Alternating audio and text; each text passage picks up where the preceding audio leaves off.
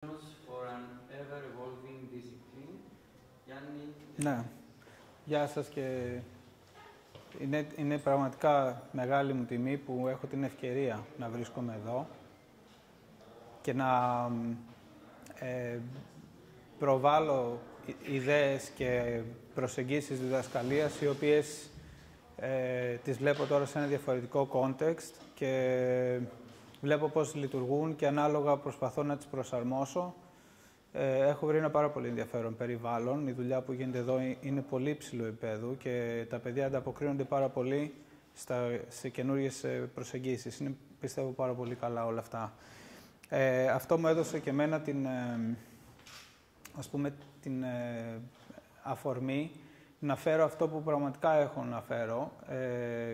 Κάποιες προσεγγίσεις οι οποίες εμένα με έχουν ενθουσιάσει, γιατί στην ουσία, όπως θα δείτε και στην παρουσίαση που κάνω, είναι προσεγγίσεις υπό τις οποίες ζωντανεύει το σχέδιο. Δηλαδή, πλέον αυτό που είχαμε ως σχέδιο παίρνει μια δυναμική μέσα από την οποία παράγονται κάποιες ιδέες οι οποίες μπορεί κανείς να τις προχωρήσει στον αρχιτεκτονικό σχεδιασμό.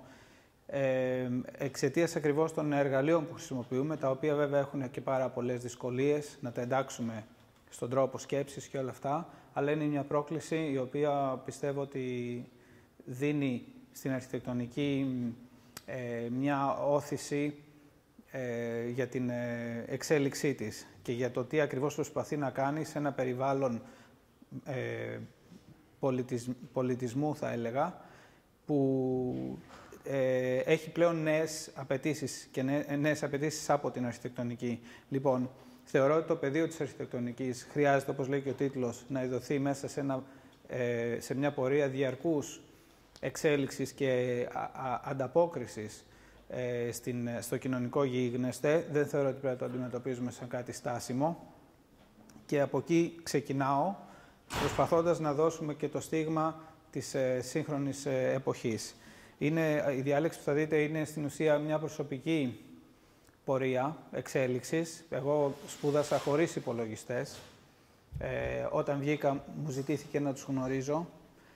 Πολύ πιο πέρα, όταν πήγα και για μεταπτυχιακές σπουδές, ήταν, θα έλεγα, μια απέτηση για να μπορείς να σκέφτεσαι μαζί με τους υπολογιστές και οι περισσότεροι της ηλικίας μου απλά ανοίξαν μια τρύπα, χώσαν το κεφάλι τους μέσα και είπαν εμένα δεν με αφορά, γιατί είμαι 48 χρονών, δεν είμαι, ας πούμε, η γενιά που είναι εξοικειωμένη με αυτόν τον τρόπο σκέψης. Εγώ προσπάθησα να δω πώς θα εξελιχθεί το πεδίο της αρχιτεκτονικής και το προσπάθησα να το δω αυτό γιατί θέλω να είμαι μέρος αυτής της εξέλιξης. Γιατί η εξέλιξη θα έρθει, θέλουμε δεν θέλουμε. Το ερώτημα για μένα είναι κατά πόσο θα είμαστε μέρος στην λήψη αποφάσεων και στις κατευθύνσεις που θα δοθούν, βάζοντας τις δικές μας αξίες παραπάνω και προσπαθώντας να εξηγήσουμε τι είναι αυτό που κάνουμε και σαν κλάδος. Δηλαδή, θεωρώ ότι έχουμε πάρα πολύ μεγάλη ευθύνη στο να εξακολουθούμε να είμαστε μέρος της διευρυμένης συζήτησης και να μην τα λέμε μόνο μεταξύ μας. Αυτό είναι κάτι πάρα πολύ σημαντικό, κατά τη γνώμη μου. Λοιπόν, αυτή είναι κάποια εισαγωγή, η οποία λέει ακριβώς αυτό το πράγμα. Λέει τη σημασία του να δούμε την αρχιτεκτονική υπό το πρίσμα της εξέλιξης και της κοινωνίας όπως αυτή ορίζεται κάθε φορά και όπως καλείται να αντιμετωπίσει προβλήματα τα οποία πολλές φορές δεν έχουν ιστορικό προηγούμενο. Και πρέπει να το θυμόμαστε αυτό, γιατί προβλήματα χωρίς ιστορικό προηγούμενο πολλές φορές χρειάζονται καινοτόμες λύσεις που δεν έχουν εφευρεθεί μέχρι δεδομένη στιγμή. Αυτό που επικεντρώνομαι είναι η φύση, αλλά η φύση ως σχέδιο. Δηλαδή, η φύση σχεδιάζει. Μέσα στο μυαλό μου και στον τρόπο που προσπαθώ να προσεγγίζω το θέμα και στα μαθήματα, είναι ότι αυτό που παίρνουμε ως αποτέλεσμα από τη φύση είναι σχέδιο. Είναι προϊόν μιας διαδικασίας σχεδιασμού. Και από αυτή τη διαδικασία, το περισσότερο που έχουμε να μάθουμε είναι πώς η φύση εξελίσσει τα σχέδιά της και πώς μπορεί αυτή η διαδικασία και αυτή η εμπειρία μας να περάσει μέσα στην διαδικασία με την οποία σχεδιάζουμε. Και βέβαια πώς η τεχνολογία μπορεί να βοηθήσει σε αυτή τη διαδικασία. Η φύση σχεδιάζει με δυναμικό τρόπο, με προσεγγίσεις οι οποίες είναι διαρκώς σε αλληλεπίδραση με το περιβάλλον.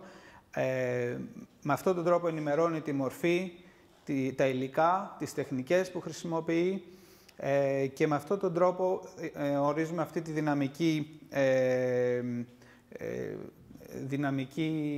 δυναμικό τρόπο με τον οποίο σχεδιάζει. Επομένως, και αυτό είναι και το στοιχείο που θέλω να επικεντρωθούμε σε αυτή τη διάλεξη, η οποία έχει αυτά τα θέματα. Πρώτα θα δούμε εντάχει, πολύ τάχει, κάποιες εικόνες σχεδίων της φύσης, προσπαθώντας όμως να καταλάβουμε τι είναι αυτό που προσπαθεί να κάνει κάθε φορά. Δεν προσπαθεί να δώσει ένα ωραίο αποτέλεσμα, αλλά προσπαθεί να επιτελέσει κάποιους σκοπούς. Αυτούς τους σκοπούς πρέπει να αρχίσουμε να καλλιεργούμε το μάτι μας, να βλέπει. Θα δούμε μια προσέγγιση η οποία αναπτύχθηκε κυρίως στον ύστερο μοντερνισμό μέσα από μια συστημική προσέγγιση η οποία έχει μια πολύ έντονη σχέση με τις δυναμικές διαδικασίες σχεδιασμού που ανάλογα συναντάμε στη φύση. Θα δούμε πώς περνάει αυτή η διαδικασία σε ένα σύγχρονο περιβάλλον μέσα από δυναμικές προσομοιώσεις, simulation dynamics και κάποιες γενικές παρατηρήσεις. Λοιπόν, η φύση η φύση σχεδιάζει οπουδήποτε και αν την κοιτάξουμε. Το ερώτημα είναι πώς παίρνονται οι αποφάσεις και ποιες είναι οι προτεραιότητες και πώς εξελίσσονται τα θέματα που παρουσιάζει η φύση. Οι απαντήσεις πρέπει να βρεθούν βέβαια πέρα από συγκεκριμένες εφαρμογές ή και συγκεκριμένα υλικά. Περισσότερο πρέπει να βρούμε τη φιλοσοφία και τη σχέση με το περιβάλλον, το ευρύτερο περιβάλλον μέσα από το οποίο προκύπτουν τα αποτελέσματα. Και ταυτόχρονα πρέπει να δούμε πώς αυτή η διαδικασία θα περάσει σε ένα context αρχιτεκτονικής, το οποίο δεν είναι απλά ένα παιχνίδι μορφών με φυσικές καταβολές, αλλά ενέχει όλο αυτό το σύνθετο πλαίσιο αναφορών και περιορισμών και παραμέτρων που έχουν ηθική, ανθρωπιστική, οικολογική υπόσταση, κοινωνικοπολιτική. Ναι. Από όλη αυτή την ιστορία, εμένα, αφού έχω κοιτάξει αυτήν την εικόνα τόσες φορές, με ενδιαφέρει αυτός ο τύπος που κουνάει το ραβδί. Αυτός ο τύπος φωνάζει το μερμήγκι αυτό που θα έρθει για να πιάσει το επόμενο. Το βλέπετε? Βλέπετε επίσης ότι αυτή η κατασκευή προσπαθεί να έχει μια ανωδική κατεύθυνση για να έρθει το άλλο να κάτσει πιο πέρα και να δώσει λίγο περισσότερο βάρος και να μπορέσει να απορροφήσει αυτό το βάρος. Εδώ φαίνεται ότι αυτή η γέφυρα έχει δημιουργηθεί σε συνδυασμό και με την ευελιξία των στοιχείων που υπάρχουν αριστερά και δεξιά. Είναι μια εκπληκτική κατασκευή στοιχείων τα οποία συνδέονται μεταξύ τους και προεκτείνονται προκειμένου να γεφυρωθεί αυτή η απόσταση. Εδώ υπάρχει μια πιο δικτυωματική κατασκευή. Εδώ έχουμε αφαίρεση υλικού και μια κατασκευή η οποία προκύπτει βγάζοντας την ψύχα και μένοντας οφλιός, για να διατηρηθεί το structure, η δομή δυνατή, όπως και εδώ και σε κάποιο βαθμό υπάρχει και εδώ. Εδώ μέσα από μια αφαίρεση το υλικό επιμένει να στέκεται. Και με ενδιαφέρει γιατί το υλικό στέκεται, γιατί επιμένει, γιατί διαβρώνεται με το συγκεκριμένο τρόπο και όχι με κάποιον άλλο τρόπο. Γιατί οι τρύπες είναι κοινής διαστασιολόγησης. Να ψάξουμε να τα δούμε αυτό. Ποιος ορίζει αυτά τα pattern, με ποιο τρόπο γίνονται. Τα θεωρούμε όλα αυτά δεδομένα, δεν είναι δεδομένα. Υπάρχουν εσωτερικές δυνάμεις των υλικών, απαιτήσεις υγρασίας που θέλει το δέντρο να διατηρήσει στην καρδιά του και αυτός είναι ένας τρόπος το ίδιο το δέντρο, ξεραίνοντας τα προς τα έξω, να φιλτράρει και να σκιάζει τα εσωτερικά φύλλα. Πώς χτίζονται καινούρια κλαριά που είναι σκληρά στοιχεία και βαριά και στηρίζονται από φύλλα ελαφράς κατασκευής και ντύνονται μέσα από αυτά, μπήγονται στην ουσία μέσα σε αυτά για να αναπτυχθεί κάτι σκληρό, κορμί δέντρων. Πώς προκύπτουν αυτά τα ύψη, Ποιος το καθορίζει? Δεν μπορεί να γίνονται αυτά χωρίς κάποια λογική που έχει να κάνει με το βάρος που καλούνται να στηρίξουν. Έβγαλε αυτή τη φωτογραφία τις προάλλες. Πώς το καταφέρνει το δέντρο και βρίσκει η ρίζα το δρόμο της? Πώς συμβαίνει αυτό? Γιατί πρέπει να πάει από εκεί? Υπάρχει μια σοφία μέσα στη φύση, την οποία καλό είναι όχι απλά να την αντιγράφουμε, αλλά να καταλάβουμε τους μηχανισμούς πίσω από τους οποίους που ενεργοποιούνται. Πώς γίνεται η αφαίρεση υλικού σε τέτοιο βαθμό που αυτό πλέον να είναι πολλαπλά ελαφρύτερο της αρχικής του μάζας και να εξακολουθεί να διατηρεί το συνολικό του σχήμα. Το ίδιο και εδώ, οστεϊκές κατασκευές με οστά, που είναι σε μια διαδικασία αποσάρθρωσης και βλέπεις ότι το ίδιο το υλικό ανθίσταται στο να καταρρεύσει. Υπάρχει μια αφαίρεση μάζας η οποία κατανέμει τη μάζα που φεύγει και τα κενά με ανάλογο τρόπο. Και μάλιστα αναπτύσσονται και κάποιες νευρώσεις που εξακολουθούν να δημιουργούν να υποστηρίζουν την κατασκευή. Πώς αρνείται και πώς αντιστέκεται ένα στοιχείο από κόκαλο ή από αντίστοιχο υλικό, πώς αντιστέκεται την πλήρη του αποσάρθρωση μέχρι που θα καταρρεύσει. Πώς προκύπτουν αυτά τα patterns? Έχω γεμίσει με τις ερωτήσεις αυτού του τύπου, που είναι ποιοτικής φύσης ερωτήσεις, που προκύπτουν όταν κανείς τα βλέπει, προκειμένου να καταλάβει τις διεργασίες μέσα από τις οποίες έχουν προκύψει αυτά τα σχέδια, να το πω έτσι. Σε μικροκλίμακα, πώς προκύπτουν οι διαβρώσεις, πώς κρατάει αυτό το στοιχείο τη δομή του, παρόλο που μερικά κομμάτια έχουν αποκοπεί μεταξύ τους. Το ίδιο το υλικό παρουσιάζει ικανότητες αντίστασης σε μικροκλίμακα, σε μεσαία κλίμακα, σε μεγαλύτερη κλίμακα. Υλικά ρευστά έχουν και αυτά μια δομή. Κάθε στιγμή παρουσιάζει τα υλικά κατά το δυνατόν καλύτερη στατική λειτουργία. Όταν αλλάζουμε από το ένα υλικό στο άλλο, βλέπουμε ότι ανάλογοι κανόνες είναι αυτοί που διευθύνουν το αποτέλεσμα. Πώς προκύπτουν αυτοί οι κανόνες, τι μπορούμε να μάθουμε εμείς από αυτό? Η περιοχή με τις μικρές φούσκες γίνεται πιο άκαμπτη, ακριβώς επειδή έχει πιο πολύ μάζα. Η άλλη περιοχή, τα σχήματα είναι μεν κάποιοι κύκλοι, σφαίρες, οι οποίες όμως έχουν αλλάξει. Μέχρι ποιο σημείο μπορεί να αλλάξει μια σφαίρα, σχήμα, και να παραμείνει συνεκτική σε μια κατασκευή? Πόσο αντέχει αυτή η κατασκευή? Αυτά είναι παραδείγματα στα οποία σειρά αρχιτεκτόνων κατά καιρούς έχουν ασχοληθεί. Το ερώτημα είναι πώς εμείς μεταφράζουμε αυτές τις κατασκευές, πώς μπορούμε να πάρουμε την ποιότητα της ελαφράς κατασκευής, να φτιάξουμε κατασκευές οι οποίες χρησιμοποιούν την ελάχιστη δυνατή μάζα υλικού, δηλαδή μιλάμε για μια οικονομία επί της ουσίας στην ποσότητα του υλικού που χρησιμοποιείται, ανάλογα και με τον τρόπο με τον οποίο χρησιμοποιείται για να παράξει μορφή. Δύο εικόνες ξένες μεταξύ τους, αλλά και πολύ ίδιες επίσης μεταξύ τους.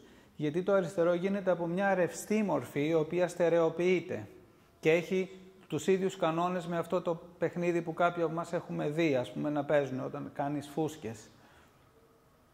Πώς διαφορετικά υλικά στη φύση συνεργάζονται μεταξύ τους για να φτιάξουν,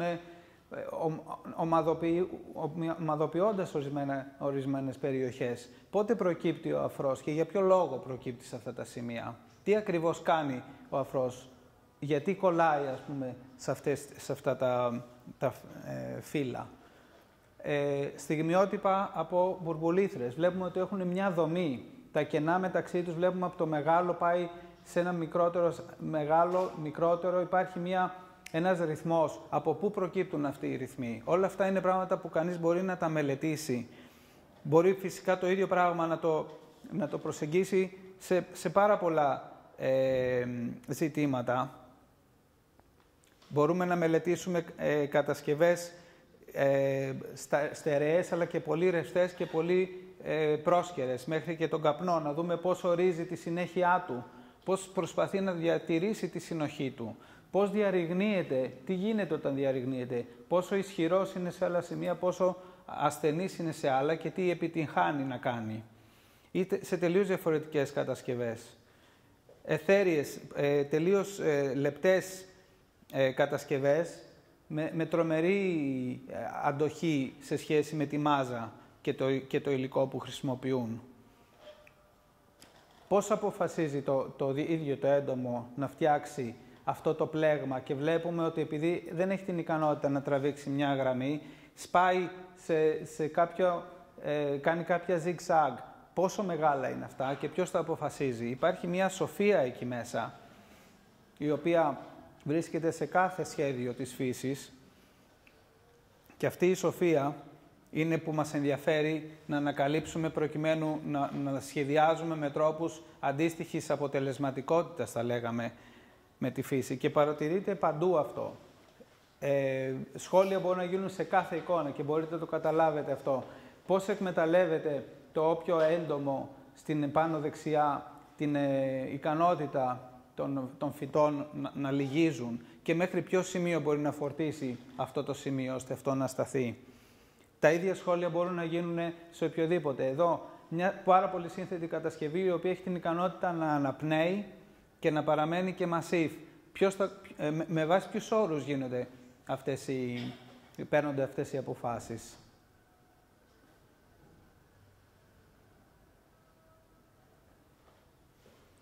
Μια πανέξυπνη κατασκευή, η οποία είναι αδιάβροχου, αλλά και που ταυτόχρονα αναπνέει και μονώνει. Από τα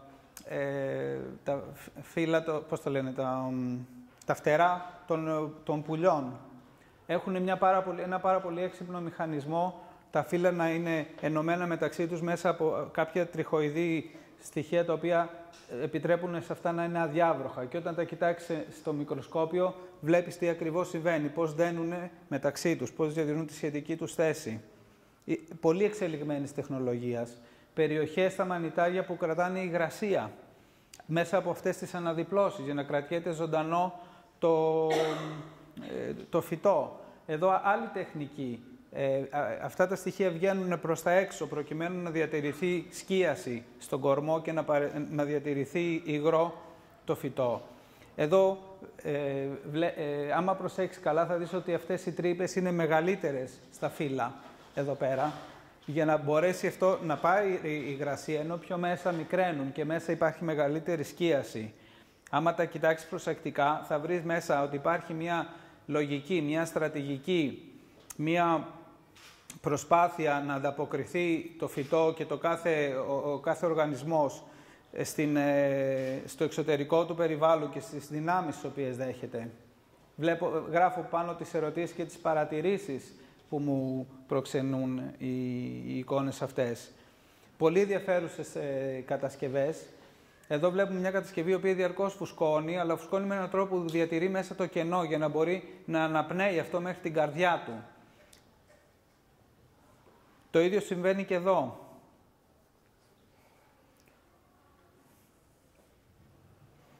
Εδώ βλέπουμε μια κατασκευή η οποία πτυχώνει διαρκώς, ώστε να κατευθύνει το όποιο νερό σε συγκεκριμένα σημεία.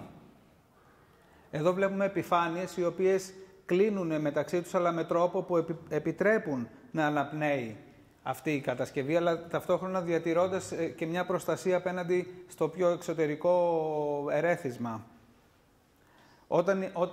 Όταν μετά ένα φύλλο αποσαρθρώνεται, πώς αφαιρείται μάζα καταρχήν από το ψαχνό και τελευταία από τον όποιο σκελετό, που είναι και οι φλέβες, θα λέγαμε, του φυτού, για να κυλάει μέσα οποιαδήποτε θρεπτική ουσία. Αυτά συμβαίνουν μέσα από κάποιες διαδικασίες που φαίνεται ότι είναι προαποφασισμένες. Πώς ακόμα φαινόμενα αντίστοιχα θα δούμε και σε άψυχα σε εισαγωγικά όντα. Πώς ένα υλικό χάνει την υγρασία του, γιατί σπάει σε ίσα κομμάτια, γιατί συμβαίνουν αυτά. Και μπορεί κανείς να σκεφτεί, διάφορες ερμηνείες, και είναι καλό να αρχίσουμε να βλέπουμε, να προβάλλουμε σκέψεις πάνω σε αυτά και να μην αρκούμαστε στο pattern, αν θέλετε, το οποίο συνήθως το παίρνουμε και το αντιγράφουμε.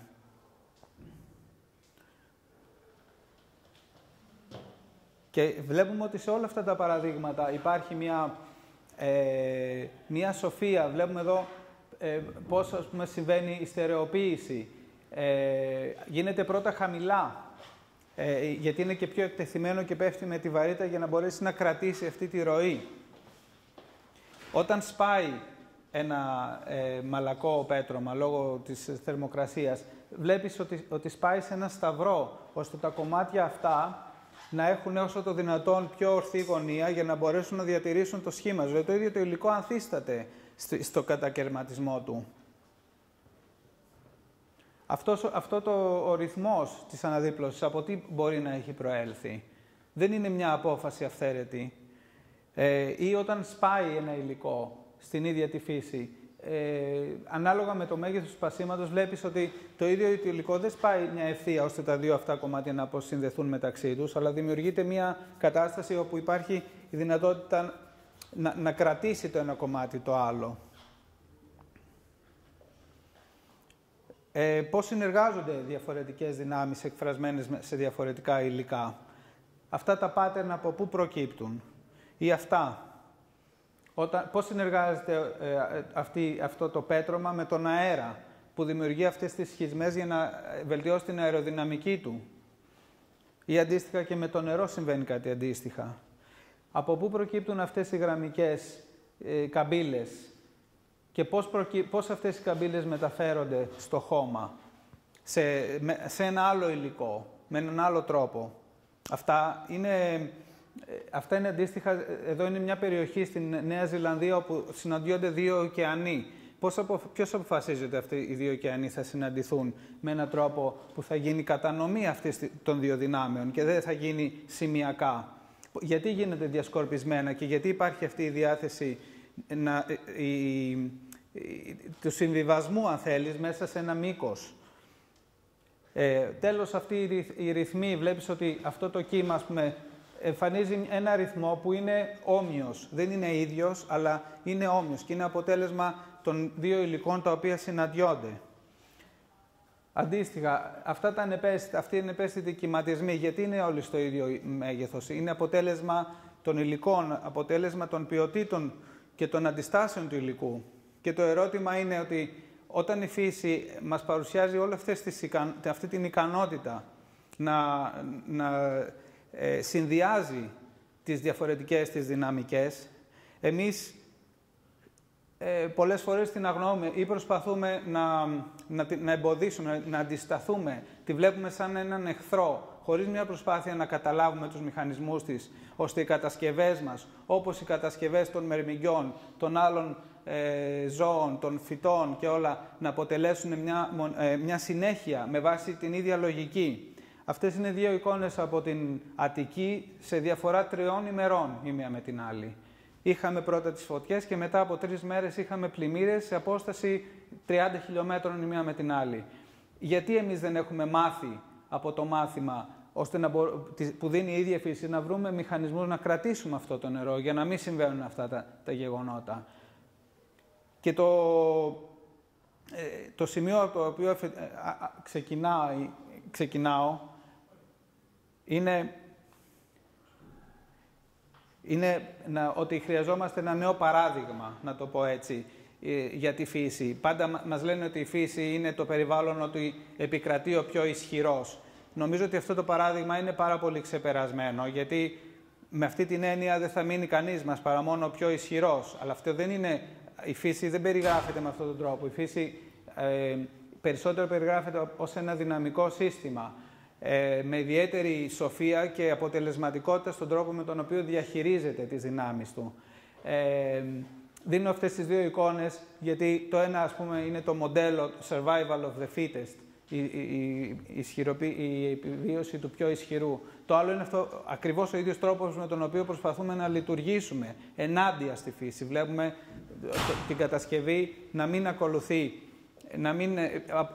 να θέλει απλά να αντισταθεί τις δυνάμεις που δέχεται από τη φύση. Εδώ είναι μια φωτογραφία από το Newcastle, όπου σιγά σιγά φαγώθηκε η φυσική βλάστηση και το αποτέλεσμα είναι ότι το νερό σιγά σιγά τρώει την άμμο και ήδη έχει επέλθει μια διάβρωση πάνω από την οποία έχουν γίνει σπίτια και μετά από κάποια χρόνια προφανώς όλο αυτό θα καταρρεύσει.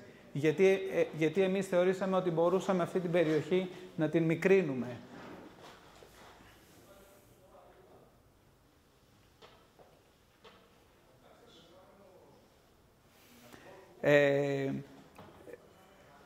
Το σημαντικό λοιπόν είναι να ασκήσουμε κριτικής και ποιοτικής φύσης ερωτήσεις όταν αντιλαμβανόμαστε τη φύση, παρά ποσοτικές και διαπιστωτικές των τελικών μορφών, τις οποίες απλά καλούμαστε να μιμηθούμε. Πώς η φύση καταλήγει σε καινούριους τρόπους, σε μοναδικούς τρόπους να διαχειριστεί αυτές τις δυνάμεις, να διαχειριστεί τα μεγέθη και να δημιουργήσει αυτό που ονομάζουμε συνέργεια ανάμεσα στη μορφή, τη δομή και την ύλη. Η φύση λειτουργεί συνολικά και εμείς είναι ένας τρόπος, αυτό χρειάζεται να λειτουργούμε και εμείς με αντίστοιχο τρόπο. Και πώς μπορεί να περάσει αυτή η αντίληψη στην αρχιτεκτονική. Τι μπορούμε λοιπόν να μάθουμε, πώς η φύση γνωρίζει, πώς μορφώνει τον εαυτό της και πού βρίσκεται αυτή η γνώση. Αυτά είναι διάφορα ερωτήματα που είναι, θα έλεγα, αφελή, όσο και εξακολουθούν να είναι πάρα πολύ σημαντικά και μπορεί να ανακαλύψουμε πάρα πολύ σημαντικές αλήθειες πίσω από αυτά. Εδώ είναι μια λίστα με έννοιες που αναφέρονται στον τρόπο με τον οποίο η φύση σχεδιάζει. Δεν θα μπω σε λεπτομέρεια. Βλέπετε ότι η αριστερή λίστα αφορά σε κάτι δυναμικό, η δεξιά είναι σε κάτι πιο στατικό και συνήθως λειτουργούμε εμείς με τη δεξιά λίστα. Για να περάσουμε λοιπόν στις προσπάθειες που έχουν γίνει για να αποκρυπτογραφήσουμε τη φύση, και παρόλο που αυτή η ιστορία έχει ξεκινήσει ήδη από το 19ο αιώνα πιο συστηματικά, δεν θέλω να μπω σε λεπτομέρειες, αλλά υπάρχουν λαμπρές αναφορές από το Viollet Le Duc και τον Hugo Hering και τον Patrick Geddes και κάποιες αναφορές πάρα πολύ σημαντικές του τέλους του 19ου, αρχές 20ου αιώνα. Στέκομαι στον ύστερο μοντερνισμό, σε μια προσπάθεια να αντιληφθούν το χώρο μέσα από μια φυσική διαδικασία. Αυτό που τους απασχόλησε είναι να καταργήσουν, αν θέλετε, τη στατικότητα της αρχιτεκτονικής μορφής και την κυρίαρχη αισθητική αντίληψη για την αρχιτεκτονική και να την αντικαταστήσουν με μια πιο συστημική λογική, η οποία αφορά στη διαχείριση δεδομένων, τα οποία είναι δεδομένα χωρικά, κοινωνικά, αστικά, περιβαλλοντολογικά, υλικά, πολιτικά, οτιδήποτε δηλαδή είναι αυτό που ορίζει το πρόβλημα της αρχιτεκτονικής στην ευρύτητά του και στο συνδυασμό φυσικά αυτών των δεδομένων. Κάποιες εικόνες όπου φαίνεται η συστημική προσέγγιση στον ύστερο μοντερνισμό μέσα από δυναμικά pattern, τα οποία έχουν την ικανότητα να προσαρμόζονται ώστε να παραλαμβάνουν τις δυνάμεις και τα αίτια και τα προβλήματα τα οποία καλούνται να επιλύσουν. Είναι σημαντικό πως αυτά τα συστήματα χρησιμοποιούνται με μια ιδιαίτερη ευελιξία, παρόλο που τότε δεν υπήρχαν υπολογιστές. Η διαδικασία είναι υπολογιστική, είναι η προσπάθεια δημιουργίας παραλλαγών εναλλακτικών ώστε να προσεγγιστούν αυτά τα μοτίβα όχι ως διακοσμητικά pattern, αλλά ως pattern τα οποία μπορούν να επιλύσουν διαφορετικές χωρικές καταστάσεις. Επίσης είναι εντυπωσιακό πώς αρχιτέκτονες όπως ο Le Corbusier απετέλεσαν μέρος αυτής της προσπάθειας εξέλιξης της ίδιας της αρχιτεκτονικής και πολλές φορές μιας αρχιτεκτονικής στην οποία βέβαια έχουν βάλει οι ίδιοι το στίγμα τους μέσα από κατασκευές και μέσα από προτάσεις οι οποίες αρνούνται ακόμα και βασικές αρχές πάνω στις οποίες σχεδίαζαν λίγα χρόνια πριν. Οι αναφορές στη βιολογία και στην φύση είναι με σαφήνεια παρουσιασμένες σε αυτά τα σχέδια και σε αυτά τα πρωτότυπα τα οποία κατασκευάζουν σε μια προσπάθεια να αντιμετωπιστεί ο σχεδιασμός ως ένα ολιστικό πρόβλημα και όχι ως ένα αυστηρά αισθητικό ζήτημα. Ένας από τους πολύ σημαντικούς διανοούμενους αρχιτέκτονες της εποχής, ο Δοξιάδης, είχε προβεί σε μια συνολική αντίληψη του χτισμένου χώρου σε οποιαδήποτε κλίμακα, προσπαθώντας να τον αποδώσει ως μια εξέλιξη ή ως μια παραλλαγή του ίδιου του φυσικού τρόπου ανάπτυξης οποιασδήποτε μορφής και δομής, μέσα από βιολογικές αναφορές. Ο χάρτης της Αμερικής παρουσιασμένος με μια τεχνική που θυμίζει κυταρικές γραφές, κυταρικές δομές, ή άλλες περιοχές πάλι στην Αμερική, και η ανάλυση του προκειμένου να καταλάβουμε πώς λειτουργούν τα χωρικά συστήματα ως δυναμικά συστήματα ανάλογα των φυσικών και δουλεύουν, όπως είπα πριν, και σε οποιαδήποτε κλίμακα, προσπαθώντας να δώσει αυτή τη συνολικότητα. Ο κύριος Φράι Ότο, μέσα από τα δικά του πειράματα, είδε την ίδια τη μορφή ως ένα σύστημα και το ίδιο το υλικό να προδιαγράφει τους τρόπους με τους οποίους παράγεται η μορφή μέσα από την αλληλεπίδρασή της και τις αντιστάσεις της από τις δυνάμεις τις οποίες δέχεται. Είχα βρει αυτό το βίντεο στο ίντερνετ, το οποίο έχει πάρα πολύ ενδιαφέρον, πιστεύω. Οπότε είναι καλό να δείτε, έχοντας κατασκευάσει ένα πηχτό υγρό σαπουνιού, έκανε αυτά τα πειράματα προκειμένου να μελετήσει εφελκυόμενες κατασκευές και μορφές με την ελάχιστη δυνατή ύλη σε ένταση, προκειμένου να περάσει αυτά τα πειράματα μετά σε κατασκευές που έκανε με κύριο και πιο σημαντικό ίσως το στέγαστρο στο Ολυμπιακό στάδιο στο Μόναχο για τους Ολυμπιακούς του 1972.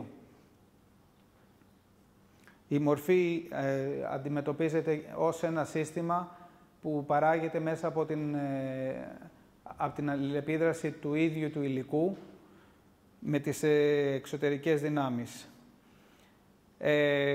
Θέτοντας αυτό το γενικότερο πλαίσιο που πλέον απέχουμε από το οποίο πάνω από 30 χρόνια, 60 χρόνια, περνάμε τα χρόνια, βάζω αυτή τη φωτογραφία του ίδιου του Le Corbusier, εξετάζοντας ένα κομμάτι πέτρας ή αποσαθρωμένου ξύλου, δεν ξέρω, μάλλον ξύλο πρέπει να είναι.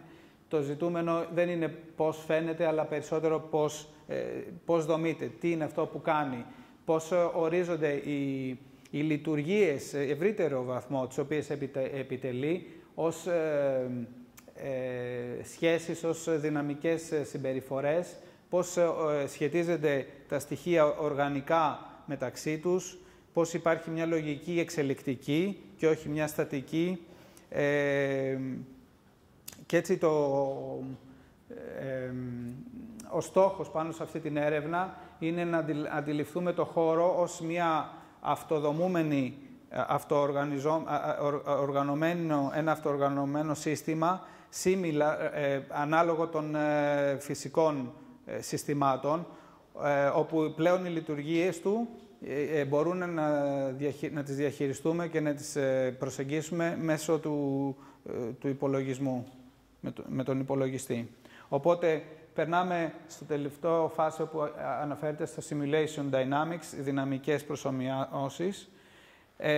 Ξεκινώντας, βάζω 3 πράγματα από τη δουλειά μου, πώς τη βάση σε αυτή την έρευνα ίσως την αποτέλεσε το διδακτορικό μου, στο οποίο βασίζεται και όλη αυτή η γνώση που σας έδειξα πιο πριν, η αναζήτηση δυναμικών συστημάτων, αλλά με αναλογικό τρόπο. Όταν πλέον είχαν τεθεί οι όροι, αν θέλετε,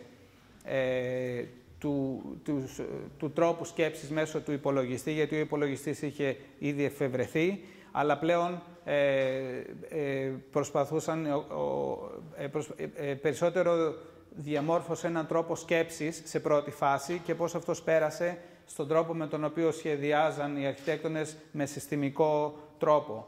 Μέσα από κάποιες δουλειές που είχα κάνει τότε, είχα αρχίσει να προσεγγίζω αυτή τη συστημική λογική, προσπαθώντας να περάσω δεδομένα από το οικόπεδο που αναφέρονται στη φύτευση, αναφέρονται σε διάφορα φυσικά φαινόμενα και πώς αυτά θα μπορούσαν να περάσουν σε ένα σύστημα ή σε διαφορετικά συστήματα σχεδιασής και παραλλαγές κάποιου αποτελέσματος. Αντίστοιχα project δούλευα σε μια αναζήτηση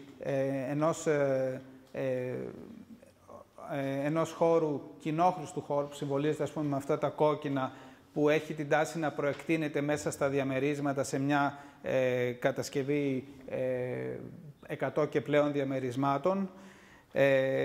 Αντίστοιχα, προσπάθησα να δείξω αστικές δυναμικές που επιδρούν πάνω στο σχεδιασμό του αστικού χώρου για το διαγωνισμό που είχε γίνει το 2012 για την Πανεπιστημίου στην Αθήνα.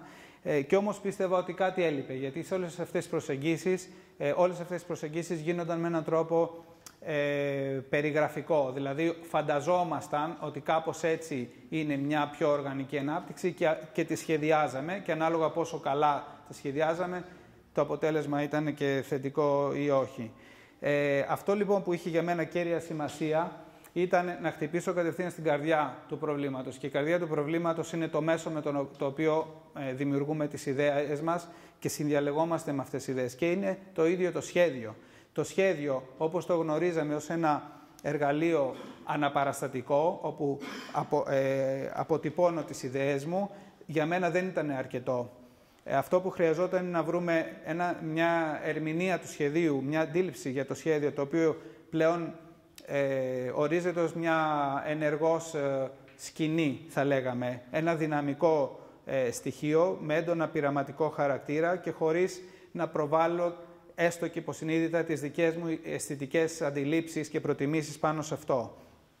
Δεν έχει σημασία αν θα ήταν φυσικό, δηλαδή με φυσικά υλικά ή ψηφιακό. Είχαμε δει ότι ο Φράι Ότο σχεδίαζε πάνω στις μακέτες με αναλογικότατο τρόπο, αλλά με πάρα πολύ έντονα δυναμικά αποτελέσματα.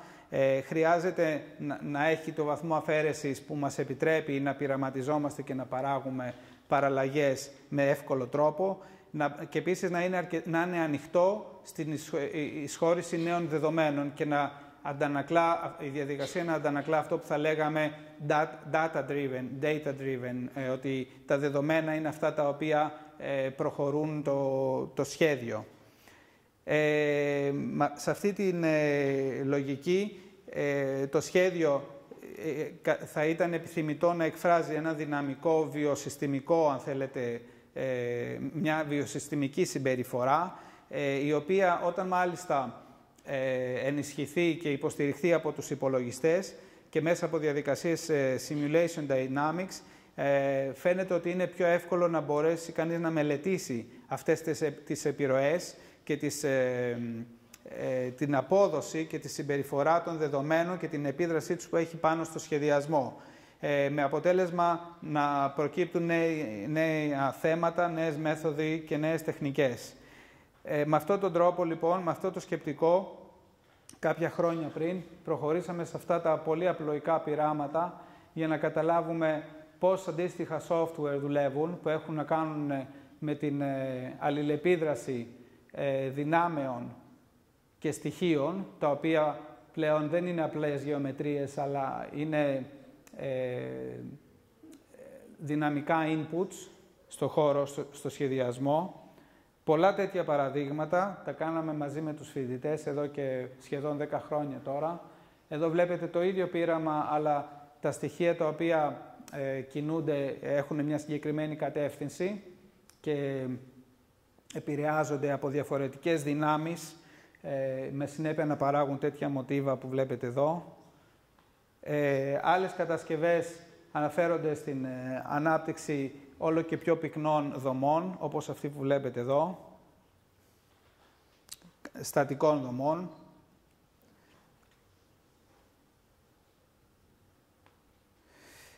Οπότε το ζήτημα ήταν πώς θα χρησιμοποιήσουμε αυτή την προσέγγιση, ώστε τα αρχικά δεδομένα μέσα από μια διαδικασία αποκωδικοποίησής τους σε variables, σε παραμέτρους, θέτουν ξανά το πρόβλημα και μέσα από μια αναδυόμενη λογική προκύπτει μια πρόταση που σιγά σιγά εξελίσσεται και ολοκληρώνεται. Το design αφορά στην αναζήτηση ενός συστήματος, αναφέρεται στην απόδοση των στοιχείων μεταξύ τους, τα οποία προφανώς η διαδικασία μπορεί να εφαρμοστεί σε οποιαδήποτε κλίμακα, αυτό είναι ένα πολύ σημαντικό στοιχείο, και η μορφή πλέον ανταποκρίνεται σε σχέσεις δυναμικές, σε μια εξελικτική λογική, είναι το αποτέλεσμα μιας διαδικασίας αναζήτησης της μορφής παρά αναπαράστασής της. Μιλάμε για μια αισθητική η οποία αναδύεται μέσα από αυτή τη διαδικασία και ένα λεξιλόγιο πολλές φορές το οποίο χρειάζεται νέους όρους για να προσδιοριστεί. Λοιπόν, αυτό είναι μια αντιπαράθεση ενός σχεδίου του Δοξιάδη της δεκαετίας του 60 που προσπάθησε να δώσει τη δυναμική σχέση ανάμεσα σε οικιστικά σύνολα και δεξιά ένα σχέδιο από τα πολλά τα οποία παράγουμε, ένα που έτυχε να έχω κάνει πριν από 20 χρόνια, προσπαθώντας να καταγράψω τις δυνάμεις που θα ήθελα να φέρω στο οικόπεδο, με μολύβι, έτσι όπως δουλεύαμε όλοι. Μέσα από αυτό το παράδειγμα, λοιπόν, το οποίο έγινε μετά από 14 χρόνια, 1999-2013, και έχοντας πλέον εξοικειωθεί λίγο με τα εργαλεία ψηφιακής προσομοίωσης που σας έδειξα πριν, αναλογιστήκαμε εγώ με την ομάδα μου πώς θα μπορούσαμε αντίστοιχα σχέδια, όπως αυτό εδώ, να τα ζωντανέψουμε μέσα από ένα πείραμα. Και έτσι φτιάξαμε αυτό το μοντέλο, το οποίο στην ουσία προσπαθεί να αποδώσει αυτές τις δυνάμεις μέσα σε ένα συγκεκριμένο οικόπεδο, στο συγκεκριμένο οικόπεδο, με κάποιες παραμέτρους και περιορισμούς και αλληλεπιδρώντας και αφήνοντας αυτές τις δυνάμεις να αλληλεπιδράσουν μεταξύ τους, ώστε να παράξουν ένα πρώτο αρχικό σκίτσο. Και έτσι προέκυψε μια πρώτη ιδέα για το τι είχαμε σκοπό να κάνουμε, δηλαδή να φέρουμε εδώ ήταν το νερό, θέλαμε να φέρουμε το νερό μέσα στο site, εδώ υπήρχαν κάποιες άλλες δραστηριότητες και εδώ μια προβλήτα με την οποία θέλαμε να γεφυρώσουμε το οικόπεδο, καθώς παρεμβαλλόταν και ένας δρόμος που εμπόδιζε αυτή την άμεση επικοινωνία της προβλήτας με το οικόπεδο. Και έτσι προέκυψαν σκίτσα, θα λέγαμε, αυτής της μορφής, τα οποία μετά προσθέσαμε πληροφορία, προσθέσαμε πρόγραμμα, προφανώς και τα χειριστήκαμε με τα εργαλεία, τα ψηφιακά εργαλεία, ώστε να τους δώσουμε μια καλύτερη επίλυση και φτάσαμε σε κάποια πρόταση, την οποία μετά τη φτάσαμε να επιλύσουμε και τη φύτευση και όλα. Ένα χρόνο πιο μετά έκανα διάφορους πειραματισμούς, θεωρώντας ότι πλέον το αρχιτεκτονικό λεξιλόγιο δεν μπορούσε, που γνωρίζαμε κολόνα, πλάκα, δάπεδο, οροφή, αυτό το λεξιλόγιο δεν μπορούσε να ανταποκριθεί με ικανό τρόπο σε αυτά που βγαίναν μέσα από αυτή τη διαδικασία. Οπότε θεωρούσα ότι έπρεπε κάπως να συλλάβουμε τις πρωταρχικές έννοιες με τις οποίες δομούμε χώρο με ένα διαφορετικό τρόπο. Και έτσι έκανα αυτού του είδους τα πειράματα κάτω από τον τίτλο του Biostructuralism και παρήχθησαν μια σειρά από παραλλαγές μοτίβων, τα οποία άλλα αναφέρονται σε με αναφορά στη φωτιά, ορίζουν κάποιες δομές με στατική επάρκεια. Άλλα αναφέρονται στην έννοια της επιφάνειας, η οποία πλέον όμως έχει βάθος και έχει και μια στατική υπόσταση. Δεν είναι μια flat επιφάνεια, αλλά είναι ένα τρισδιάστατο στοιχείο που εμπεριέχει και τη στατική της επίλυση. Άλλα είναι κάποια πιο σύνθετα σύνολα, τα οποία, όπου δεν έχει νόημα να διαχωρίσεις πια ποιο είναι το δοκάρι, ποια είναι η πλάκα. Όλα αυτά λειτουργούν τελείως άρρηκτα συνδεδεμένα μεταξύ τους. Το ίδιο συμβαίνει και εδώ, με μια έννοια. Λοιπόν, όλο αυτό το υπόβαθρο σιγά σιγά άρχισα να το εξελίσσω και να το εισάγω στα μαθήματα. Και δώσαμε στο δεύτερο έτος, πριν από σχεδόν 2 χρόνια, στο Newcastle, ένα θέμα πάνω στην έννοια της επιφάνειας, όπου προσπαθήσαμε να την προσεγγίσουμε μέσα από παραμετρικές τεχνικές και χωρίς να υπάρχει μεγάλη γνώση αρχιτεκτονικής, θεωρώντας ότι μπορούν οι φοιτητές να ανταποκριθούν σε ένα πρώτο στάδιο σε αυτού του είδους τις αναζητήσεις και παράλληλα να εισάγουν και τους υπολογιστές με έναν τρόπο λιγότερο προκατηλημένο μέσα στο λεξιλόγιό τους. Αλλά όταν λέμε υπολογιστές, δεν είναι από μόνοι τους υπολογιστές. Βλέπουμε ότι δουλέψανε πάρα πολύ σε φυσικές μακέτες, σε μακέτες που παρουσιάζουν μια δυναμική συμπεριφορά, Εδώ βλέπετε κάποιες φωτογραφίες από διάφορα μοντέλα τα οποία συνέλαβαν οι φοιτητές για να ψάξουν τις μορφές τους. Οι παρουσιάσεις ήταν αυτής της μορφής, μοντέλα τα οποία τα διαχειρίστηκαν με ένα δυναμικό τρόπο, χωρίς απαραίτητα τη χρήση υπολογιστών, αλλά επεξεργαζόμενοι τις ιδιότητες του υλικού και αναζητώντας χώρο και δομή μέσα από αυτές τις κατασκευές και πιθανές πρώτες εφαρμογές. Η αναφορά πολλές φορές ήταν η φύση, γιατί όχι άλλωστε, είναι ακριβώς αυτό το ζητούμενο. Εδώ απλά τα δείχνω για να καταλάβετε τι έγινε, ας πούμε, σε αυτό το πείραμα και πού κατέληξε πολλές φορές. Αυτή έγινε μια κατασκευή 1:1 από σελοτέιπ, από χοντρή ταινία, την οποία την κάναμε installation έξω και τη χρησιμοποίησαν σαν μια περιοχή για να κάθονται. Άλλες κατασκευές, οι οποίες προτείνανε αυτού του είδους τα δικτυώματα σαν προέκταση του εδάφους, των δέντρων, τα οποία μπορούσαν να εισχωρήσουν σε οποιοδήποτε αστικό κενό, κατασκευές κρυσταλλικές παραλλαγές του μπετόν αρμέ, φτιαγμένες από ύφασμα βουτυγμένο πάνω σε κρυσταλλική ύλη, που στερεοποιείται και σιγά σιγά γίνεται όλο και πιο ισχυρή. Κάποιες ιδέες πάρα πολύ έξυπνες, προφανώς δεν είναι ολοκληρωμένες, αλλά δίνουν ένασμα για έρευνα στην αρχιτεκτονική. Ή άλλες κατασκευές που αναπτύχθηκαν με αυτά τα πειράματα πάνω δεξιά και προέκυψαν σε κάποια αφαιρετικά σχέδια, όπως αυτά εδώ.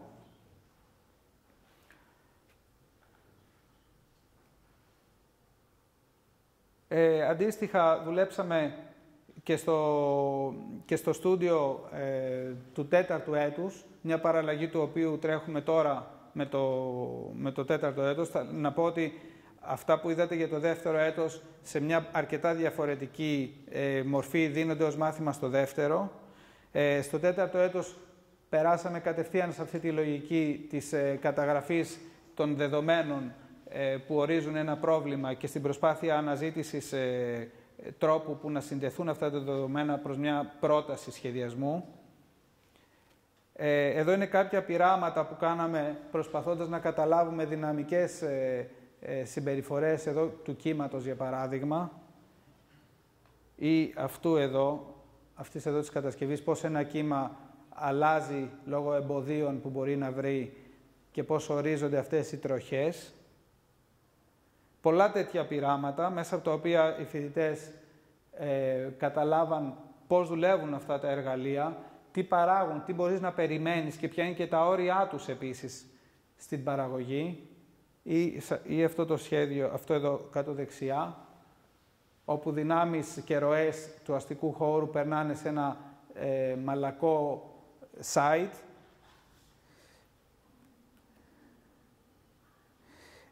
Προέκυψαν διάφορα πολύ ενδιαφέροντα πρωτότυπα, είτε σε μικρότερη κλίμακα, είτε ακόμα και σε 1:1 κλίμακα, όπως αυτές οι φουσκωτές κατασκευές. Πολύ ενδιαφέροντες τρόποι κανείς να καταλάβει κενά οικόπεδα στον αστικό χώρο, προεκτείνοντας δομές από τα πλαϊνά και διάφοροι άλλοι πειραματισμοί με τα υλικά. Όλα ξεκινούσαν από μια αναφορά από τη φύση, οπότε υπάρχει σαφής εξέλιξη, καταρχήν καταγραφή και μετά εξέλιξη προς κάτι περισσότερο χωρικό και δομικό ταυτόχρονα.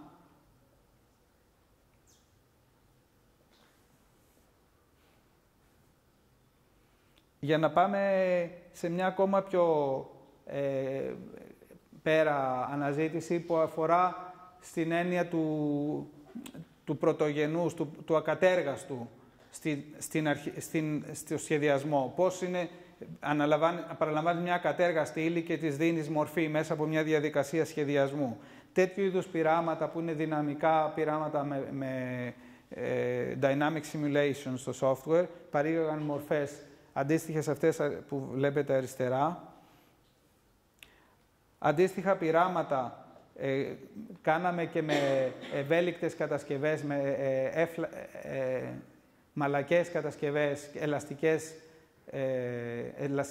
ελαστικά υλικά, των οποίων η ελαστική συμπεριφορά προσομοιάζεται στον υπολογιστή. Το σημαντικό αυτής της ιστορίας είναι, μου πήρε πραγματικά 1,5-2 λεπτά για να τη στήσω. Προφανώς γνωρίζω καλά το πρόγραμμα. Μπορείς όμως να την κάνεις ό,τι θέλεις και ανά πάσα στιγμή μπορείς να έχεις πλήρη σειρά σχεδίων μέσα από μια σχετικά εύκολη διαδικασία και να έχεις και πλήρη έλεγχο, γιατί όλα είναι στον υπολογιστή σου, ενώ όταν την κάνεις αυτή την ιστορία με φυσικό τρόπο, ένα πολύ μεγάλο πρόβλημα που έχεις είναι πώς περνάς αυτή την πληροφορία στον υπολογιστή και στο σχέδιο. Μετά την ίδια λογική ευελκυόμενης κατασκευής την περάσαμε στην δημιουργία μιας γέφυρας ή μιας κατασκευής η οποία είναι γέφυρα και χώρος ταυτόχρονα, για να καταλάβουμε πώς μπορούμε να παράξουμε δομές με αυτού του είδους τα πειράματα. Και τέλος,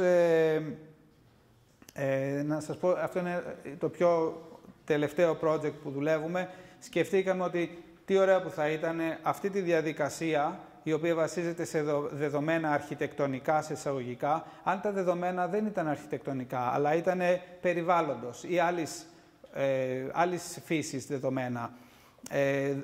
Στη συγκεκριμένη περίπτωση, αν προέρχονται από την παράκτια ζώνη και αναφέρονται όχι για ανθρώπους, αλλά ο σκοπός είναι να φτιάξεις περιοχές καταφυγίου για υποθαλάσσιους οργανισμούς.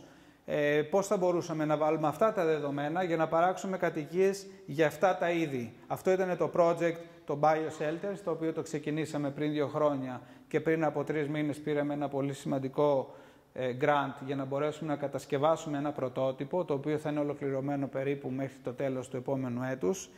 Ο σκοπός είναι, λοιπόν, να περάσουμε αυτή τη διαδικασία εισχώρησης δεδομένων και επεξεργασίας μέσα στο τρισδιάστατο, στο software που δεν είναι τρισδιάστατο, είναι τέτραδιάστατο, γιατί έχει αλληλεπιδράσεις, και πώς μπορεί να προσαρμόζεται η όποια κατασκευή σε συγκεκριμένο site, σε συγκεκριμένο οικόπεδο. Αυτό ήταν το πιο σημαντικό και να μην είναι απλά κατασκευές, τις οποίες τις παίρνεις και τις βάζεις παντού. Μετά βέβαια περνάει στην διαχείριση διαφορετικών υλικών που έχουν αντίστοιχη συμπεριφορά ώστε να είναι οικολογικά φιλικά και πώς μπορεί κανείς να τις κατασκευάσει αυτές τις κατασκευές, προφανώς, αυτές τις προτάσεις, με τρόπους που η σύγχρονη τεχνολογία προσφέρει. Το site είναι συγκεκριμένο και αφορά στο Fish Market στο Sydney. Είναι ένα project το οποίο ανέπτυξαν οι 3XN, κέρδισαν κάποιο διαγωνισμό, το οποίο είναι πάρα πολύ όμορφο project, αλλά έχουν ορίσει επίσης στην παράκτια περιοχή, να σας δείξω, αυτό ήταν το βίντεο το οποίο κάνει promotion το project, το δικό μας, το BioShelters, που αναφέρεται στο συγκεκριμένο οικόπεδο, προσπαθώντας να προσελκύσει υποθαλάσσιους οργανισμούς, οι οποίοι έχουν την ικανότητα να φιλτράρουν το θαλάσσιο νερό, να το καθαρίζουν. Και επειδή αυτές οι περιοχές που είναι παράκτιες δίπλα σε πόλεις παρουσιάζουν αυξημένα ποσοστά μόλυνσης, πιστεύουμε ότι θα βοηθήσουν αυτές οι κατασκευές για τη βελτίωση της ποιότητας του νερού και την αύξηση της πανίδας και χλωρίδας της περιοχής. Φτιάξαμε κάποια πρωτότυπα στον υπολογιστή, προκειμένου να μπορέσουμε να πάρουμε το grant αυτό, μέσα από τεχνικές τις οποίες εντάχει σας παρουσίασα πριν.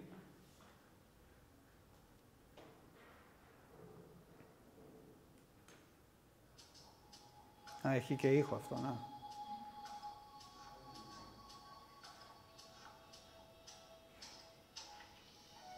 Το σημαντικό είναι ότι οι παράμετροι αυτών των πειραμάτων μπορείς να τα διαχειρίζεσαι ανάλογα με στοιχεία του ίδιου του οικοπαίδου, του site, να το πούμε έτσι.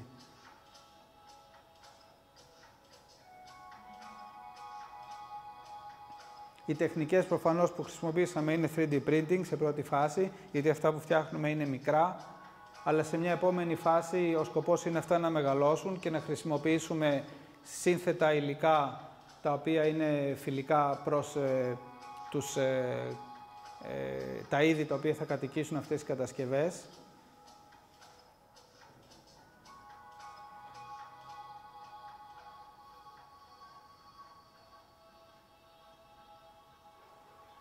Αυτό είναι μια κατασκευή περίπου σε αυτό το μέγεθος, αλλά πολύ μεγάλης ευκρίνειας και ανάλυσης.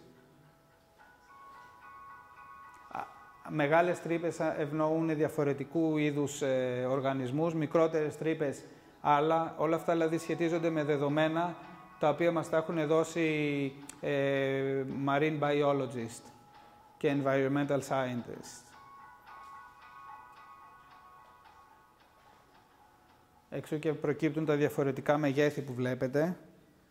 Θα ήταν ευχής έργο να μπορούσαμε να κάνουμε και μια παραλλαγή αυτών των κατασκευών για παραθαλάσσιες περιοχές στην Κύπρο. Αυτή είναι η ανάγνωση την οποία κάναμε ανάλογα με τη στάθμη της θάλασσας που έχει διαφορετικά είδη που κατοικούν τις περιοχές και είναι περίπου μια τυπολογία, θα λέγαμε, με αρχιτεκτονικούς όρους του τι κατασκευές μπορούν και χρειάζεται να γίνουν. Αυτά τα στοιχεία συνδυάστηκαν και με στοιχεία που αφορούν στη θερμοκρασία του νερού κτλ. Προέκυψαν διάφορα πρωτότυπα, όπως βλέπετε εδώ, τα οποία μερικά από αυτά είναι site-specific, δηλαδή αναφέρονται σε συγκεκριμένα οικόπεδα με συγκεκριμένη τοπογραφία. Η πρόταση των 3XN μας έδωσε αυτές τις τομές και βλέπετε είναι πολύ ενδιαφέρον ο τρόπος με τον οποίο το νερό συναντάει την ξηρά και ακριβώς εκεί είναι που θα μπουν αυτές οι κατασκευές και μας έδωσαν αυτά τα σχεδιαγράμματα. Αυτό που θα κάνω εγώ σε πρώτη φάση είναι να τα στήσω αυτά σε ένα πρόχειρο 3D και να φτιάξω το αντίστοιχο animation, το αντίστοιχο simulation για να παράξω τις μορφές που συζητάμε, οι οποίες θα είναι αυτής της φύσης, αλλά θα είναι προσαρμοσμένες στο site. Η διαδικασία είναι αυτά που σας είπα ενώ έπαιζε το βίντεο, είναι η μεταφορά από το 3D πρόγραμμα πια, από το 4D μάλλον στο 3D και μετά στο fabrication, μέσα από 3D printing. Και η διαδικασία ήταν αρκετά χρονοβόρα εδώ, γιατί έπρεπε να σπάσουμε την κατασκευή σε διάφορα κομμάτια. Σε ένα επόμενο όμως στάδιο, και όταν αυτό γίνει πιο μεγάλο, θα πρέπει να κάνουμε έρευνα πάνω σε διάφορα σύνθετα υλικά με φυσική προέλευση, ώστε να προσελκύουν τους οργανισμούς που θέλουμε. Και οι τεχνικές θα είναι ανάλογες του 3D printing, αλλά σε 1:1 κλίμακα και με υλικά τα οποία θα πρέπει να τα φτιάξουμε εμείς, που σημαίνει ότι θα κάνουμε πούδρα. Ακόμα και από κοχύλια μπορείς να κάνεις πούδρα και να τα μίξεις με μια ρητίνη και να φτιάξεις υλικό κοχυλιού για να παράξεις αυτές τις κατασκευές από τελείως φυσική ύλη ή από άλλα αντίστοιχα μη βλαβερά υλικά. Το επόμενο στάδιο είναι να πάρουμε αντίστοιχες κατασκευές. Αυτά είναι άλλα που έχουν γίνει, αλλά βλέπετε ότι η ποιότητα σχεδιαστική είναι πολύ χαμηλού επίπεδου, γιατί δεν δουλεύουν με τέτοιου είδους προσέγγιση, δουλεύουν με πολύ πιο παλιούς τρόπους κατασκευής. Τα software που έχουμε εισάγει έχουν την δυνατότητα για πολύ πιο ενδιαφέρουσες μορφές. Μισό λεπτάκι, γιατί νομίζω ότι χάσαμε ένα πολύ όμορφο animation κάποια στιγμή, το οποίο δεν ξέρω πώς μου ξέφυγε. Δεν ξέρω, φαίνεται μου ξέφυγε από το αρχείο τελείως. Δεν πειράζει. Τέλος πάντων, πηγαίνοντας στο τέλος της παρουσίασης, μιλάμε για σχεδιασμό που βασίζεται στα δεδομένα, ως αποτέλεσμα της διάδρασης με αυτά και μέσα από μια διαδικασία λάθους και αναζήτησης καλύτερων αποτελεσμάτων, μέσα από μια αντίληψη της μορφής ως ένα ευέλικτο μαλακό υλικό, το οποίο υποδέχεται τα δεδομένα και ανάλογα προσαρμόζεται σε αυτά. Προσπαθώντας λοιπόν να ορίσουμε ένα νέο ρόλο για την αρχιτεκτονική, πιστεύω ότι μέσα από μια διαδικασία πιο βιοσυστημική και ακολουθώντας τη φύση ως αναλογία στο σχεδιασμό και ως τρόπο παραγωγής μορφής και μέσα από τις δυνατότητες που μας δίνει η επιστήμη και η τεχνολογία μπορούμε να έχουμε πιο αποτελεσματικά σχέδια τα οποία θα προσεγγίζουν την αρχιτεκτονική με πιο πιστό τρόπο πάνω στο τι ακριβώς καλείται να επιλύσει.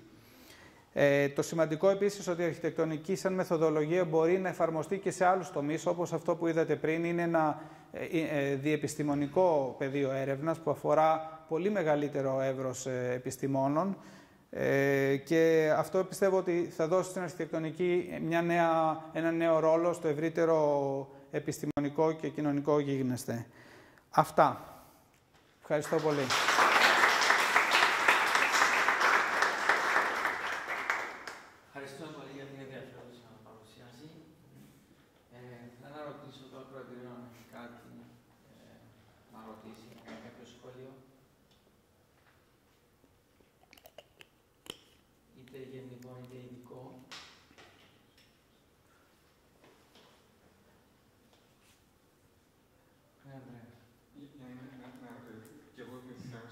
πολύ για την ενδιαφέρουσα παρουσίαση, παρόλο που αυτά χωράφια τα οποία εγώ δεν γνωρίζω καλά, με συναρπάζει η εφαρμογή που έδειξε σε κάποιες αστικές κλίμακες.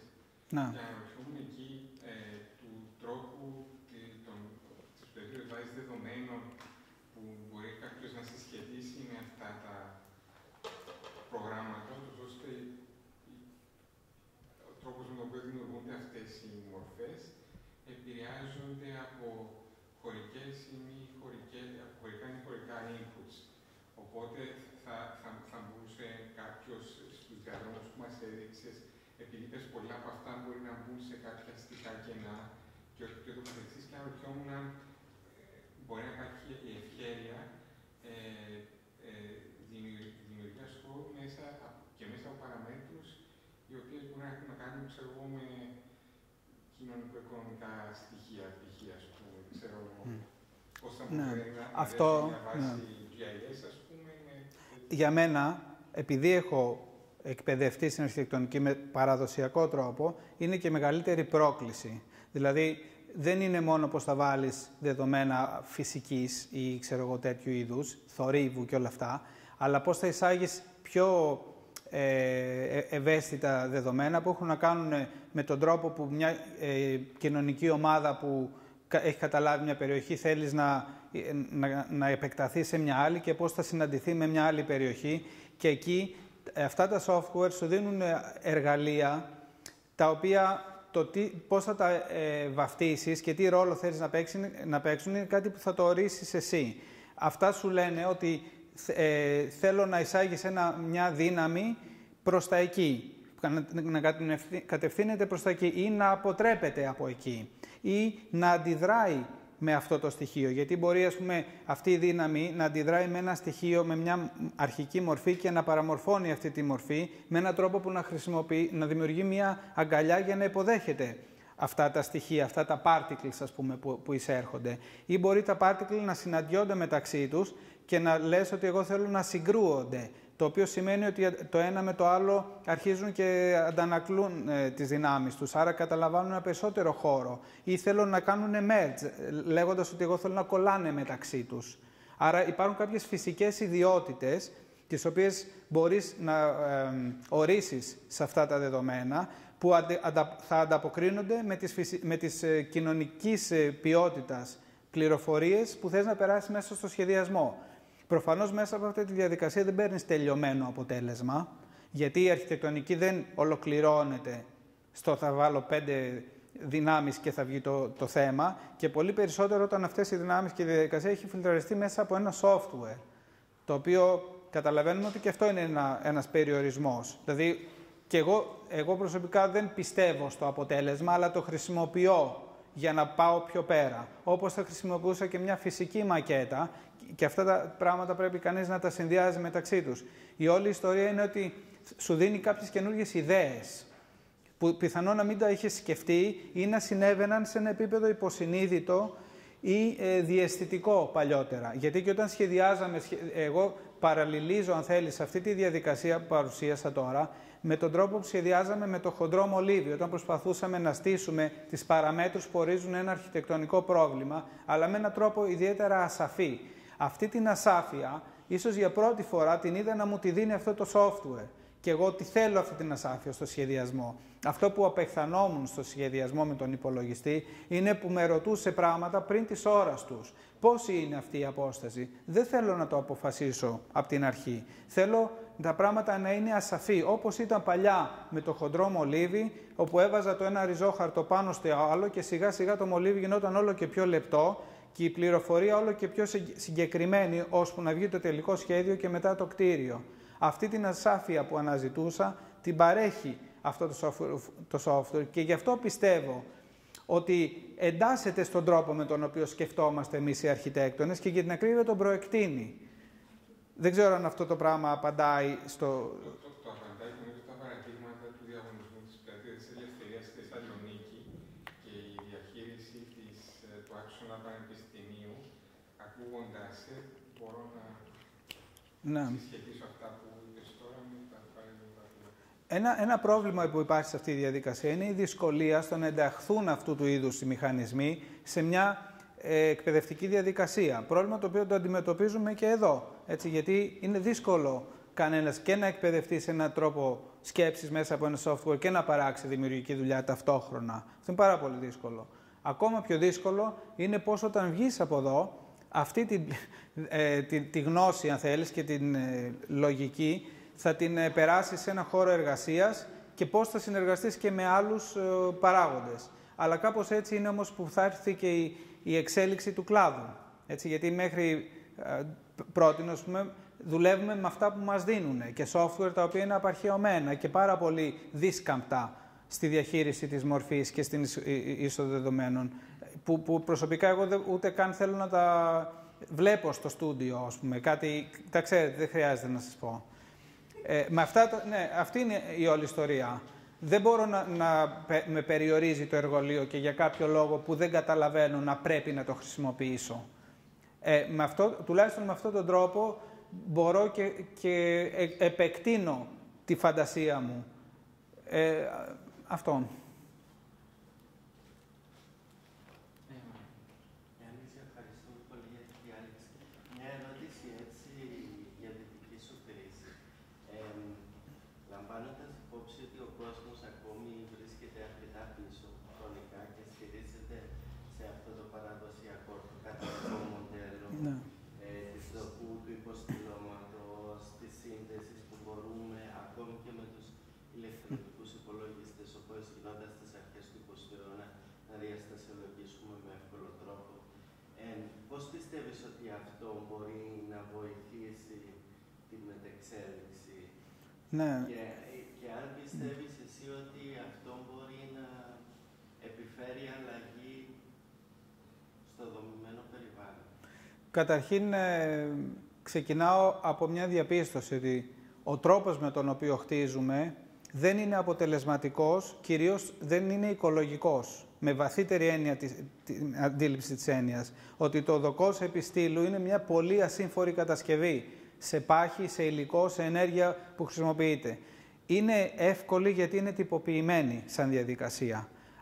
Αλλά όταν αυτή την τυποποίηση δεν θα την έχουμε ανάγκη με μια τεχνική αντίστοιχη του 3D printing και του κατευθείαν από το digital file στην κατασκευή, δεν θα χρειάζεται να περάσουμε από μια διαδικασία κανονικοποίησης της κατασκευής για να βγει το αποτέλεσμα. Άρα, η όλη αυτή η αναφορά σε μια λογική, αν θέλεις, απλοποίησης και γεωμετρικοποίησης για την κατά το δυνατόν τυποποίηση του αποτελέσματος, δεν θα υφίσταται. Αυτό είναι ένα στοιχείο το οποίο για μένα είναι το κίνητρο για να ψάξω για κάτι διαφορετικό. Το δεύτερο είναι ότι σε κάθε φάση αλλαγής η αρχιτεκτονική πήρε δεκαετίες για να εξελιχθεί. Όταν ο κύριος Le Corbusier έδειχνε τον ντόμινο για να φτάσει να γίνει κανόνας, περάσαν δεκαετίες, περάσανε παγκόσμιοι πόλεμοι και απαιτήσεις γρήγορης ανοικοδόμησης που τελικά το επέβαλαν μέσα από πολλά χρόνια. Και οπότε, εμένα προσωπικά δεν με προβληματίζει το γεγονός ότι ναι, θα πάρει κάποιο καιρό, αλλά θα έρθει η ίδια η τεχνολογία και κυρίως αυτή που έρχεται με το 3D printing, του 1/1 πια 3D printing, γιατί αυτό είναι για μένα το μεγάλο καινοτόμο στοιχείο, που πλέον θα μπορείς να τυπώνεις το ίδιο κόστος οτιδήποτε θέλεις. Αυτό από μόνο του σημαίνει ότι οποιαδήποτε κατασκευή, ανεξάρτητα της μορφής της και του σχήματός της, αλλά μόνο με την μάζα του υλικού της που χρησιμοποιεί, θα έχει λίγο πολύ το ίδιο κόστος. Αυτό είναι πάρα πολύ σημαντικό να το καταλάβουμε, γιατί μια παράμετρος που καθόρισε στο μοντερνισμό τον τρόπο παραγωγής θα πάψει να υφίσταται. Αυτό είναι λίγο radical που λέμε, έτσι. Και το τρίτο στοιχείο που για μένα είναι σημαντικό είναι ότι ο ρόλος μας σαν αρχιτέκτονες έχει υποβαθμιστεί σε κάτι πολύ διεκπεραιωτικό. Στην παραγωγή μιλάω. Κυρίως αναγκαζόμενοι να χειριστούμε software τα οποία δεν είναι φτιαγμένα για τη δημιουργική μας σκέψη, είναι φτιαγμένα για την αυτοματοποίηση της κατασκευής. Και αυτό είναι, αν θέλεις, μια Για μένα πρέπει με κάποιο τρόπο να ανακτήσουμε ένα ρόλο στο σχεδιασμό του χώρου. Και αυτό, εάν μπορέσουμε να συνδυάσουμε τη νέα τεχνολογία με τις ουσιαστικές προτεραιότητες της αρχιτεκτονικής, που δεν είναι τεχνικής φύσης,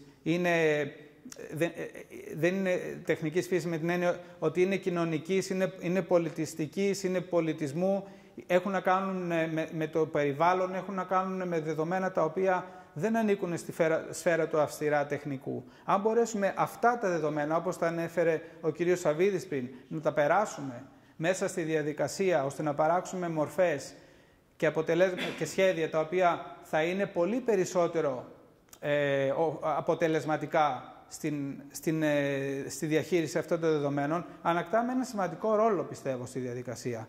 Δείχνουμε γιατί είμαστε χρήσιμοι. Δεν ξέρω αν αυτό το πράγμα κάπως μεταδίδει το δικό μου τον προβληματισμό. Γιατί ο φόβος ο δικός μου που βλέπω να συμβαίνει είναι ότι φτάνουμε σε μια κατάσταση όπου το software πλέον θα παράγει το σχέδιο από μόνο του. Και εμείς δεν ξέρω ακριβώς τι θα κάνουμε και αν θα χρειαζόμαστε. Νομίζω είναι εκείνο που είπες πριν, Γιάννη, ότι σε κάποια φάση το software θα σε πάρει μέχρι ένα σημείο που θα σου δώσει την ευκαιρία να διαχειριστείς κάποια πράγματα ενδεχομένως διαισθητικά, σωστά. Ναι. Από εκεί και εκεί υπάρχει συμβολή του ατόμου.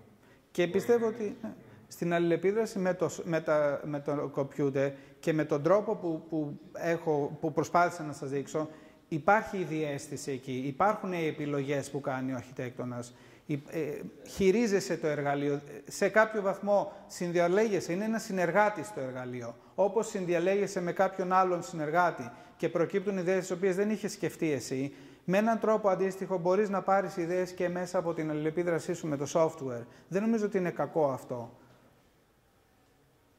Νομίζω ότι αυτό που μετράει είναι η ποιότητα του αποτελέσματος, παρά ζητήματα authority, πώς τα λένε αυτά, authorship. Ποιος είναι ο συγγραφέας του έργου. Λίγο με ενδιαφέρει πια αυτό. Με ενδιαφέρει το έργο να είναι καλό. Κάποια άλλη ερώτηση, σχόλιο, να πω Ναι.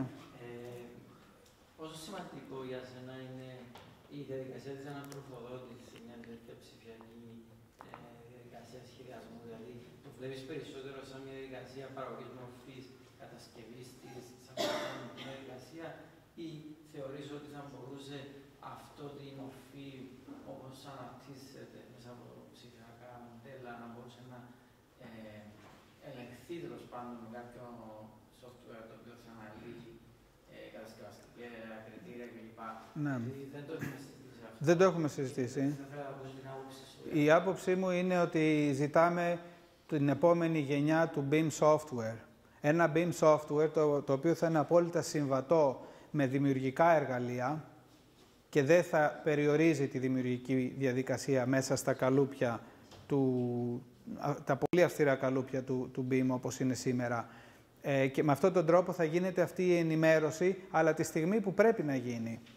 Γιατί όπως πιστεύω ότι ένα πρόβλημα πρέπει να αντιμετωπίζεται από πιο αφαιρετικά στάδια σε πιο συγκεκριμένα, μέσα από μια διαδικασία οριστικοποίησης και ζητήματα υλικού, στατικά και όλα αυτά τα ζητήματα πρέπει να έρθουν την κατάλληλη στιγμή και να επηρεάσουν το αποτέλεσμα. Χωρίς βέβαια αυτό να σημαίνει ότι σε μερικές περιπτώσεις δεν χρειάζεται να τα δούμε εξ αρχής όταν είναι σημαντικές παράμετροι. Αλλά αυτό πρέπει να το αποφασίζουμε εμείς. Σίγουρα υπάρχουν διάφορων κλιμάκων διαδικασίες οι οποίες εξυπηρετούν στο βαθμό που μπορούν κάθε στάδιο της σχεδιαστικής διαδικασίας. Ευχαριστώ. Κάποια άλλη παρατήρηση, σχόλιο? Νομίζω το κρατήριο έχει κάτι άλλο, οπότε ευχαριστούμε και πάλι, Γιάννη.